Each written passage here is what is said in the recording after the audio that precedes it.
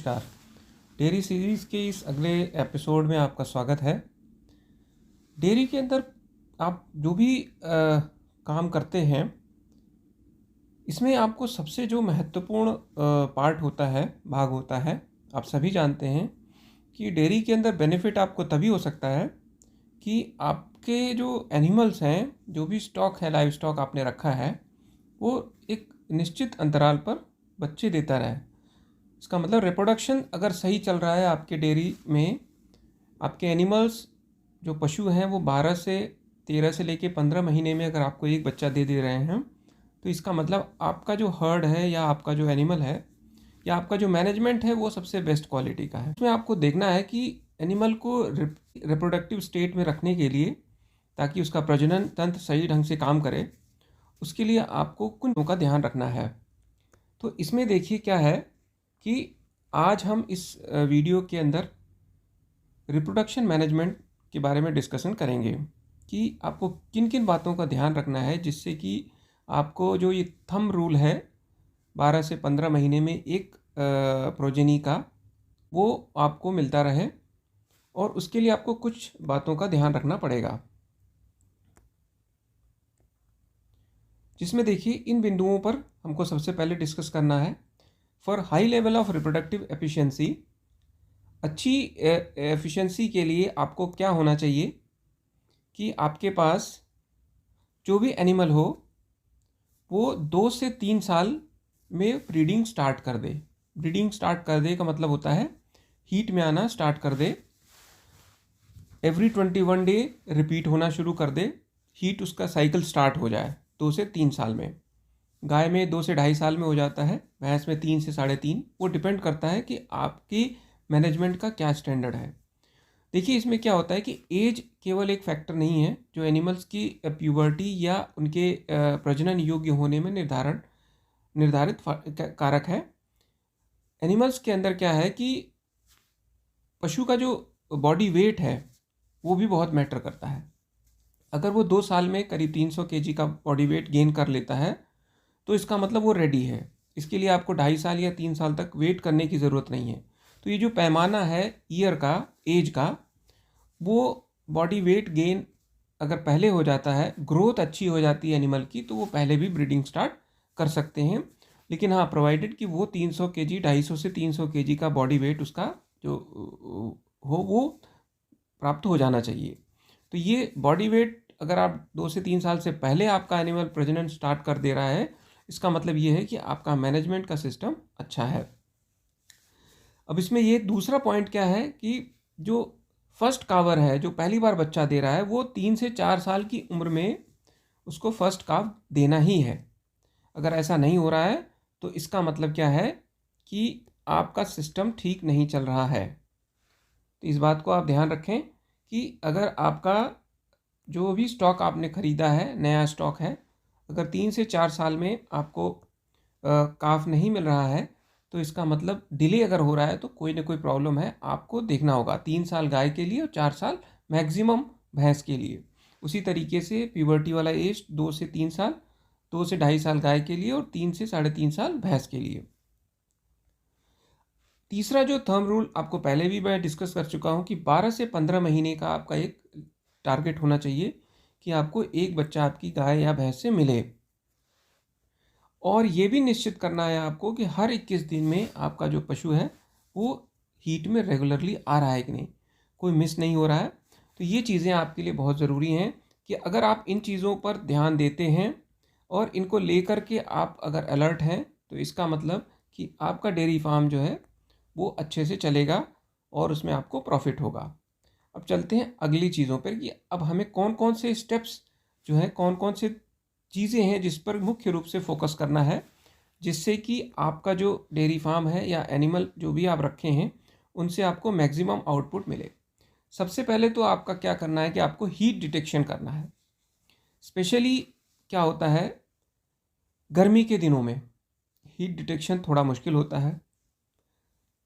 दूसरा पॉइंट क्या है, भैंस के अंदर हीट डिटेक्शन थोड़ा मुश्किल होता है।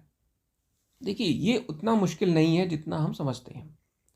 ये मुश्किल तब है जब हम एनिमल को के ऊपर ध्यान नहीं देते हैं। ध्यान देने का मतलब कि मैंने आपको बताया था एक स्टार्टिंग में ही कि एनिमल मैनेजमेंट के अंदर 30 मिनट, कम से कम 30 मिनट्स आपको उसकी ग्रूमिंग करनी होती है, बॉडी की ग्रूमिंग करनी होती है। ठीक, ग्रूमिंग का मतलब मालिश एक तरह से समझिए। बॉडी पार्ट को आप टच करते हैं और उसको एक तरह से छोटा सा खरारी ब्रश ले करके आप उसको करते हैं। इससे कई फ़ायदे होते हैं। इससे तो आपको एनिमल के हेल्थ स्टेटस का पता चलता है, उसकी अलर्टनेस से आपको पता चलता है कि आज ये सुस्त है, अलर्ट है, कल के जैसा है, नहीं है, बीमार है। तो एक चीज़ पता। दूसरा, हीट की कंडीशन में भी आपको पता चलेगा, उसकी बॉडी वेट टेम्परेचर थोड़ा सा बढ़ा हुआ रहता है। दूसरा ये होता है कि जब जानवर स्ट्रेस में, हीट में होता है, तो वो खाना का इनटेक जो है उसका कम हो जाता है। 2 से 3 दिन तक उसका डिस्टर्बेंस रहता है, पूरा साइकोलॉजी, उसका फिजियोलॉजी डिस्टर्बेंस रहता है। अगर आप डेली 15 से 20 मिनट का समय अगर आप एनिमल को देते हैं इंडिविजुअली, 10 से 15 मिनट भी दे देंगे आप, तो उसको, आपको इन सब चीज़ों के बारे में पता चल जाएगा। प्रायः देखा जाता है, मोस्ट कॉमन है कि बफलो के अंदर, भैंस के अंदर हीट डिटेक्शन एक प्रॉब्लम बनी हुई है, क्योंकि जो उसके सिम्टम्स हैं वो उतने क्लियर नहीं आते हैं कि ना चाहते हुए भी उसको पता चल जाए कि एनिमल हीट में है। तो ज़्यादातर केसेस में ये देखा गया है कि एनिमल बताता है तभी किसान जानता है। ऐसा नहीं है कि पशु बताए ना और किसान को पता लग जाए। अगर ऐसी स्थिति है तभी आपके लिए आप ये मिस नहीं करेंगे। ज़्यादातर केसेस में क्या होता है कि गाय या भैंस इतना बोल बोल के डिस्टर्बेंस कर देती हैं, या उनका जो बिहेवियर इतना चेंज हो जाता है, उसकी वजह से किसान को पता चलता है। बहुत क्लियर सिम्टम्स होता है तब। इसके अलावा किसान अपनी तरफ से कोई एफर्ट नहीं करता है कि एनिमल को पता लगे कि वो हीट में है कि नहीं है। पहली बात कि पता लग गया किसी तरीके से। दूसरी बात क्या होता है कि हीट के बाद इंसेमिनेशन, एआई का काम कब होगा? एआई का काम ज़्यादातर केसेस में हमने देखा है कि किसान अपनी सहूलियत के हिसाब से करते हैं, जब उनको टाइम मिलेगा तब वो करवाएंगे। ठीक है, तो ये चीज़ देखना ज़रूरी है कि हीट में जब जानवर आ जाता है, 24 से 48 घंटे वो पीक हीट में रहता है, और अंडा कब निकलता है? हीट के बाद, हीट जब ख़त्म हो जाती है। तो इसका सिंपल थंब रूल है कि गाय के अंदर अगर सुबह आता है तो शाम को एआई करा दीजिए, फिर अगले दिन एआई करा दीजिए। भैंस के अंदर आता है, सुबह आता है तो अगले दिन सुबह करा दीजिए, और उसी दिन अगले दिन शाम को रिपीट करा सकते हैं आप। भैंस थोड़ा लंबे समय तक हीट में रहती है तो उसमें ज़्यादा आपको पास टाइम है, लेकिन सबसे बड़ी समस्या ये है कि हीट में रहने के बाद भी हीट का पता नहीं चलता है। तो ये फैक्टर है कि पहले तो हीट का डिटेक्शन हो, दूसरा उसके बाद टाइम से उसका कृत्रिम गर्भाधान हो, और कृत्रिम गर्भाधान टाइम से होने के बाद जो है, जब कृत्रिम गर्भाधान की क्वालिटी, जो एआई की क्वालिटी है, एआई करने वाला कैसा है, सीमेन की थॉइंग प्रॉपर हो रही है कि नहीं हो रही है, सीमेन सही जगह पे छोड़ा जा रहा है कि नहीं जा रहा है, बच्चेदानी की क्या कंडीशन है, टोनिक है कि नहीं है, सर्विक्स ओपन है कि नहीं है, ये बहुत सारा मैटर किस पे करता है कि सही टाइम पे एआई कराने के लिए आप ले जाएं। बहुत बार देखा गया है कि किसान आता है, उसको मैं मना कर देता हूँ कि भाई आप तो ये, या तो टाइम बार हो गया है या अभी अर्ली हीट में है, लेकिन वो चूँकि आ चुका है हॉस्पिटल के अंदर, तो उसको लगता है कि कल फिर आना पड़ेगा, इतनी मशक्क़त कौन करेगा। तो जो भी है डॉक्टर साहब आज ही कर दीजिए, देखेंगे किस्मत होगी हो जाएगा। तो ये एक कैजुअल एटीट्यूड है, इससे आपका कितना नुकसान होता है शायद इसका आपको अंदाज़ा नहीं है, और ना ही हम लोग इसका कोई परवाह करते हैं, क्योंकि कोई हम रिकॉर्ड कीपिंग करते ही नहीं है, कोई कॉस्ट कैलकुलेशन हम करते ही नहीं है। तो इसके बाद क्या है, इंसेमिनेशन हो गया, इसके बाद क्या होता है, नेक्स्ट स्टेप होता है प्रेगनेंसी डायग्नोसिस। प्रेगनेंसी डायग्नोसिस में बहुत बारी फॉल्स डायग्नोसिस, फॉल्स पॉजिटिव, किसान अपने आप ही समझ लेता है कि ये तो गाभिन हो गई, अब हीट में आई होगी, उसने नहीं देखा, लेकिन उसको लगने लगता है, एज्यूम कर लेता है कि ये तो है। इसलिए बहुत से किसान पीडी करवाते ही नहीं है, अपने आप से मान लेते हैं कि हो गया, और 7 महीने 8 महीने बाद उनको पता लगता है कि अरे ये तो गड़बड़ है मामला। तो कितना टाइम वेस्ट हुआ, कितना एनर्जी उन्हें वेस्ट करी, खिलाई पिलाई, इतने दिन रखा, उसका कोई अंदाज़ा नहीं है। उसकी खैर उसकी कोई परवाह भी नहीं है हमारे देश में अभी ज़्यादातर लोगों को। तो एक तो ये हुआ। इसके बाद क्या होता है कि जब एनिमल प्रेग्नेंट हो जाता है तो उसके बाद आपको क्या करना है, प्रेग्नेंट केयर ऑफ प्रेग्नेंट काऊ एक बड़ा सिस्टम है, एक बड़ा मैनेजमेंट है कि आपको बैलेंस डाइट के साथ साथ एडिशनल डाइट 1 kg का कॉन्सेंट्रेट देना है, 1.5 kg आपको मेंटेनेंस डाइट देना है, 2 से 2.5 kg आपको कॉन्सेंट्रेट देना है, राशन जिसको बोलते हैं।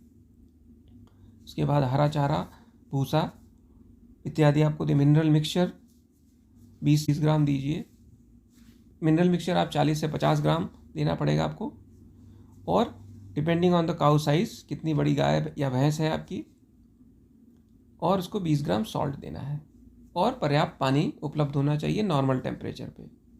और उसके लिए स्पेस थोड़ा सा ज़्यादा देना चाहिए आपको, कंफर्टेबल होना चाहिए कि बाकी एनिमल उसको डिस्टर्ब ना करें, कोई एंग्जाइटी ना आए, जानवर परेशान ना हो। स्ट्रेस में होने से क्या अबॉर्शंस के चांसेस होते हैं, इसलिए उसको स्ट्रेस फ्री इन्वायरमेंट आपको देना है, साफ़ सुथरा सूखा और प्रॉपर बेडिंग वाला एरिया आपको देना है फीडिंग के साथ साथ। एक तो ये हो गया।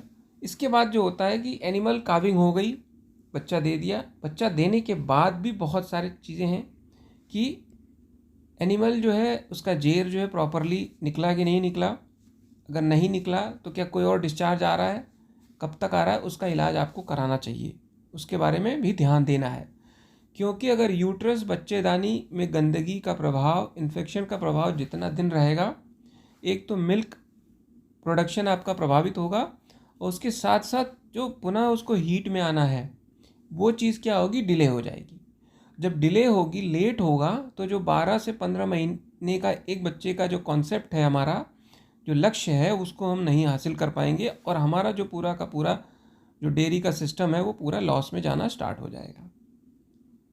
तो पोस्टपार्टम रिप्रोडक्टिव हेल्थ बहुत ज़रूरी है कि 40 से 45 दिन के अंदर बच्चेदानी को नॉर्मल साइज़ में आना है और 90 डेज़ के बाद वो प्रॉपर हीट में आने लगेगा और आप एआई भी करवा सकते हैं। बच्चा देने के 90 दिन तक आपको जो है एआई नहीं करानी है, क्योंकि उसका यूट्रस जो है अभी उसके लिए तैयार नहीं होता है।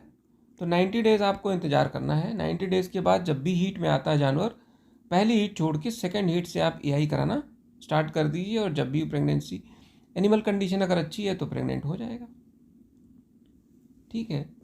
और दूसरी बात क्या है कि आपको ये भी देखना है कि जब हीट में आना स्टार्ट हो जाए एनिमल, तो रिपीट ब्रीडर की केसेस ना हो। बहुत बारी देखा गया है, रिपीट ब्रीडर का मतलब होता है बार बार जानवर हीट में आता है, एआई होती है, रुकता नहीं है।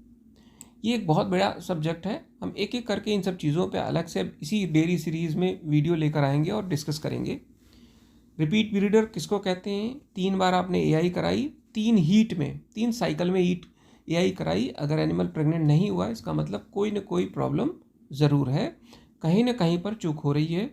या तो एनिमल की अंदरूनी कोई समस्या है, जैसे कि उसके यूट्रस में प्रॉब्लम है, उसके ओवरी में प्रॉब्लम है, उसके जो मिनरल्स की कोई कमी है, पेट में कीड़ी की मात्रा ज़्यादा हो गई, कीड़ी की दवा नहीं दी है आपने, एआई के कार्य में कोई कमी रह जा रही है, सीमेन या एआई करने की कोई टेक्निक में कमी है जिसकी वजह से नहीं हो पा रहा है, या उसके मैनेजमेंट में कोई कमी है, एनिमल स्ट्रेसफुल कंडीशन में बहुत ज़्यादा किलनी चिपटा उसको लगा हुआ है, जहां आप रखते हैं झोपड़ी वहां पर उसको बैठने की चीज़ें नहीं है, पशु तनाव की स्थिति में बना हुआ है, वो प्रजनन नहीं कर पाएगा।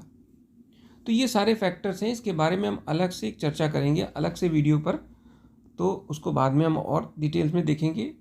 रिपीट ब्रीडर पर भी आपको ध्यान रखना है, जितना लंबा खींचेगा आपका नुकसान बढ़ता जाएगा। और सबसे इम्पॉर्टेंट और मोस्ट नेग्लेक्टेड पार्ट क्या है हमारे यहाँ, वो है रिकॉर्ड कीपिंग। हमें इससे कोई लेना देना नहीं है, ना हमें कोई जानकारी है, ना हम इसके बारे में जानना चाहते हैं।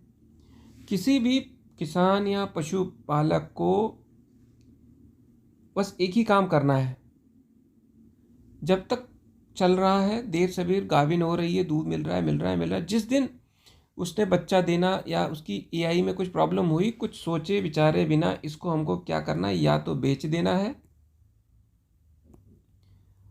या छोड़ देना है। ये 2 काम हम करते हैं। ठीक है, मजबूरी है। कि अब उतना समय भी नहीं है और ना ही उतना इंटरेस्ट है। तो record keeping is most important part of any dairy और एनी बिजनेस। अगर आप पशुपालन को एक बिजनेस समझते हैं तो आपको इसका रिकॉर्ड रखना चाहिए।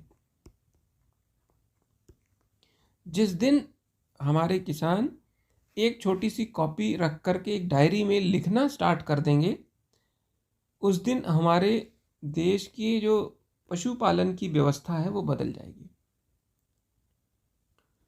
कोई रिकॉर्ड नहीं, न बच्चे के जन्म का, न उसके पहली ईआई का, न दूसरी पहले बच्चे का, न सेकंड काविंग का, न थर्ड काविंग का, न दूध ईल्ड का कि कितना उसने दूध दिया, और न ही सीमेन के बारे में कोई जिज्ञासा कि जो सीमेन यूज़ हो रहा है वो किस ब्रीड का है, उसकी प्रोडक्टिविटी कितनी है, किस प्रजाति का है। तो रिकॉर्ड कीपिंग में हमारा इंटरेस्ट 0 है। 0% लोगों के पास, 1% बहुत मिल जाए तो बहुत बड़ी बात है। तो ये कहाँ से, अवेयरनेस का काम है। अगर लोगों को इसमें अवेयर होना चाहिए, अगर अवेयर किया जाए तो चीज़ें बहुत ज़्यादा सुधार ला सकती हैं। तो आज के वीडियो में हम इतना ही डिस्कस करेंगे। आगे चल के हम एक एक चीज़ों पर और भी डिस्कशन करेंगे और गहराई से रिप्रोडक्टिव सिस्टम के बारे में, जैसे मैंने कहा रिपीट ब्रीडर के बारे में और बच्चेदानी की समस्या के बारे में से ज़्यादातर हम निदान और हमारा केयर क्या होना चाहिए उसके बारे में डिस्कस करेंगे। तब तक के लिए धन्यवाद। आप अपना ध्यान रखिए। फिर मिलते हैं। नमस्कार।